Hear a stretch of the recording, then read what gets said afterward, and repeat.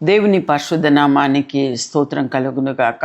లూకా సువార్త 5వ అధ్యాయము 17వ వచనమును మనం ధ్యానించబోతున్నాం. The book of Luke 5th chapter verse 17.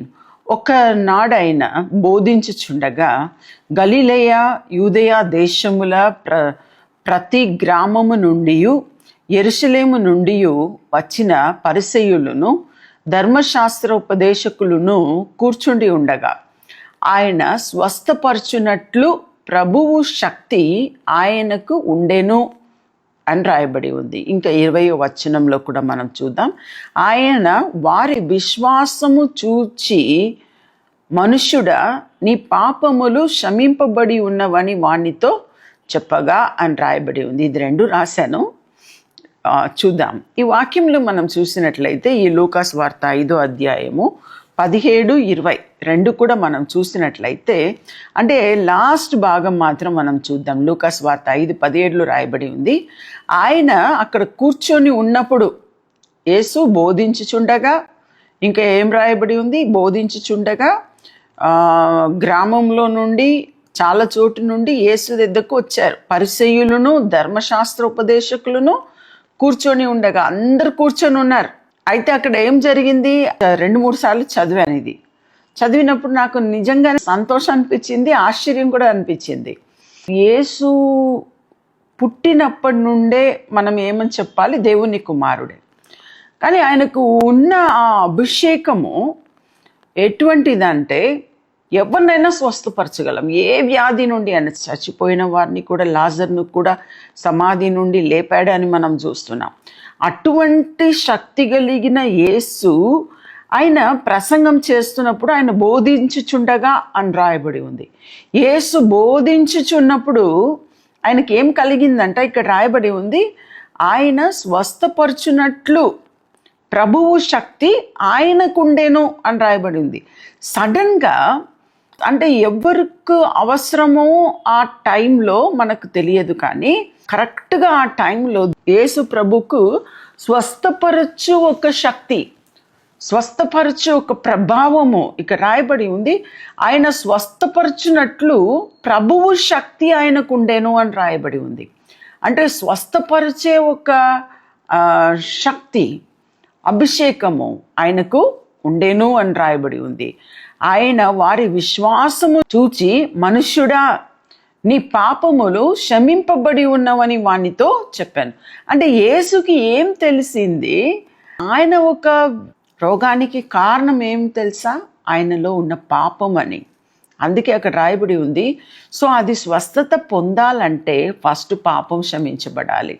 అందుకే రాయబడి ఉంది, నీ పాపములు క్షమింపబడి ఉన్నవని వానితో చెప్పగా అని రాయబడి ఉంది. యేసు ఏం చేశాడంట, పాపములు క్షమింపబడి ఉన్నవి అని చెప్పాడంట. ఆయన చెప్పి ఆయన ఏం చేస్తున్నాడు అది తర్వాత వచ్చింది. 20th verseలో అది చూస్తున్నాం. అక్కడ రాయబడి ఉంది, ఆయన బోధిస్తూ ఉన్నప్పుడు ఆ స్వస్థపరచు ప్రభు ఒక శక్తి ఆయనకుండేను.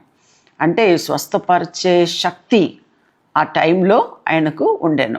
అంటే ఈ రోజుల్లో కూడా అటువంటిది జరుగుతూ ఉంది. నేను ఒకసారి ఆంధ్రాలో ఒక చోటుకి వెళ్ళానండి. ఆ ఊరి పేరు అనకాపల్లి. ఆ అనకాపల్లిలో ఒక చిన్న హాల్లో, ఒక పెద్ద హాల్లో మామూలుగా ఉన్నది, ఆ హాల్లో మీటింగ్ జరిగిందండి. ఆ మీటింగ్ జరిగిన ఆ ప్లేస్లో నేను లాస్ట్లో ప్రేయర్ టైంకి వచ్చాను. వచ్చినప్పుడు దేవుని శక్తి, అంటే మనకు తెలుస్తుంది. ఇప్పుడు నాకు దేవుని అభిషేకము, ఎవరికైనా స్వస్థత చేయాలి అంటే నా చేతిలో ఒకలాగా కొంచెం ఈ కరెంట్ పారినట్టు అనిపిస్తుంది అండి. మొత్తం కరెంటు కాదు, మామూలుగా అలా ఒకలాగా సుర్రని ఒకలాగా ఒక స్పర్శ ఉంటుంది చేతిలో. కానీ యేసు ప్రభుకి ఎలా వచ్చిందో నాకు తెలియదు. కానీ అక్కడ నేను స్టేజ్లో నిలబడి మెసేజ్ అయిపోయింది. సో సడన్గా అటువంటి అభిషేకం వచ్చినప్పుడు నేను ఏం గమనించానంటే, కొంతమందికి ప్రేయర్ చేస్తున్నప్పుడు ఒక స్త్రీ మాత్రం అక్కడ ఎంట్రన్స్లో, సాధారణ మనం ముసుగు వేసుకున్నప్పుడు ఇలాగే వేసుకుంటాం కదా, కానీ ఆమె ఎలా వేసుకున్నదంటే ఫుల్ ఫేస్ కూడా కవర్ చేసుకున్నది. ఆమె కనబడట్లేదు. అట్లా కొంచెం కన్నుకు మాత్రం కొంచెం స్థలం అక్కడ ఉంచింది, ఇట్లా కవర్ చేసి ఇలా ఉంచుకున్నది కళ్ళుకు మాత్రం. అయితే నేనేం చేశాను, సడన్గా ఆమెను చూసి అమ్మ ఇక్కడ రా అని పిలిచాను. ఆమె భయపడి స్టేజ్కి వచ్చింది. దగ్గర వచ్చింది, భయంకర కంపు. అయితే నేను అడిగాను, నీకేం సమస్య అని అంటే, మెల్లగా ఆమె చేతుల మీదను ఆమె ముఖమును అలా ఆ గుడ్డను అలా మూచేసి చూపించిందండి. ఈ ముక్కు అలా అరిగిపోయి ఉంది, ఈ పెదవులు ఎట్లనో ఉంది, చేతులంతా కూడా మీకు తెలుసు కదా కుష్ఠరోగులకు ఎలా ఉంటుందో అలా ఉన్నాయి, భయంకర వాసన. అంటే అది చూసిన వెంటనే నాకు జాలి అనిపించింది, కానీ నేను ఏం చేయగలనో నాకు తెలియదు అనిపించింది. అయితే నేను అన్నాను, అమ్మ నేను నీ కోసం ప్రార్థన చేస్తానని. ఆమె తల మీద చేయి పెట్టి నేను ప్రార్థన చేశాను. తర్వాత విన్నాను, పాస్టర్ అన్నారు ఆమెకు కొద్దిగా స్వస్థత అయిందంట. అంటే ఆ స్కార్స్ అన్నీ అలాగే ఉందేమో, కానీ చాలా వరకు ఆమెకు స్వస్థత అయ్యింది అని చెప్పి ఆ పాస్టర్ చెప్పారు. చాలా సంతోషపడ్డాను. అంటే ఈ రోజుల్లో కూడా మన దేవుడు నిన్న నేడు నిరంతరము సజీవుడైన దేవుడు అండి. నేను చాలా బలహీనురాళ్ళు, నాకు చాలా వీక్నెస్ ఉన్నాయి. నేను చాలా ఇంకా తగ్గించుకొని చెప్తున్నాను. అంటే నేను ఏదో గొప్ప అని నేను చెప్పట్లేదు. అంటే నా శరీరంలోనే నాకు చాలా ప్రాబ్లమ్స్ ఉన్నాయి. అంటే నేను మెడిసిన్స్ వాడుతూ ఉన్నాను. కానీ దేవుడు ఇంతవరకు అద్భుతంగా ఎప్పుడు మంచం పట్టకుండా ఈ రీతిగా వాడబడి ఇంకా నెక్స్ట్ వీక్లో కూడా నాకు 2 మీటింగ్స్ ఉన్నాయి. ఇంకా ఆ రీతిగా వాడబడ్డానికి దేవుడు చూపిస్తున్న కృపను బట్టి నేను దేవుణ్ణి స్తుతిస్తున్నాను. మీ జీవితంలో కూడా మీరు ఆయన స్వస్థపరచునట్లు ఆయన శక్తి ఉండెను అని మనం చూస్తున్నాం. ఆ రీతిగానే స్వస్థపరచు ప్రభావం అనేది తప్పకుండా ఎవరికైనా దేవుడు ఇస్తాడు. ఆయన యొద్దకు మీరు వెళ్ళినప్పుడు చర్చిలో కానీ ఎక్కడైనా కానీ మీరు విశ్వాసముతో మీరు ప్రార్థన చేసి చూడండి. దేవుడు తప్పకుండా మీకు కూడా మంచి ఆరోగ్యంని ఇస్తాడు, మీకు స్వస్థతను ఇస్తాడు. మీ విశ్వాసమును చూసి ఆయన ఏం చేస్తాడు, మీ పాపములను క్షమిస్తాడు, మీ జీవితంలో కూడా గొప్ప కార్యంను చేస్తాడు. అలా మనము నమ్ముదాం. ప్రార్థన చేసుకుందాం. ప్రభువా నీకే స్తోత్రం తండ్రి.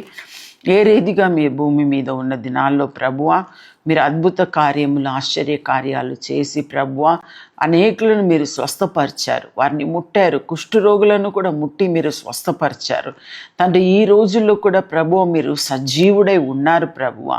మీరు నిన్న నేడు నిరంతరము యుగములు మీరు ఒకటే రీతిగా మీరు ఉన్నారు గనుక ప్రభువా ఎవరెవరు ప్రభువా మీ శరణము జొచ్చి వస్తున్నారో తండ్రి వారిని కూడా మీరు ముట్టమని స్వస్థపరచమని గొప్ప కార్యమును చేయమని నేను ప్రార్థిస్తున్నాను తండ్రి. నీకే స్తుతులు ఘనత మహిమను చెల్లిస్తున్నాం ప్రభువా. యేసు నామములో అడిగి ప్రార్థిస్తున్నాము మా తండ్రి, ఆమేన్. ఈ ప్రోగ్రాం మీకు ఆశీర్వాదకరంగా ఉన్నదని మేము నమ్ముతున్నాం. ఫస్ట్ లైక్ చేయండి, తెలిసిన వారు మీ ఫ్రెండ్స్ అందరికీ మీరు షేర్ చేయండి, తర్వాత సబ్స్క్రైబ్ చేయండి. తప్పగా ప్రభు మిమ్మల్ని దీవిస్తాడు. ఇక రాబో వీడియోను కూడా మీరు చూడండి, దీవించబడండి. ప్రభు మిమ్మల్ని దీవించును గాక. God bless you.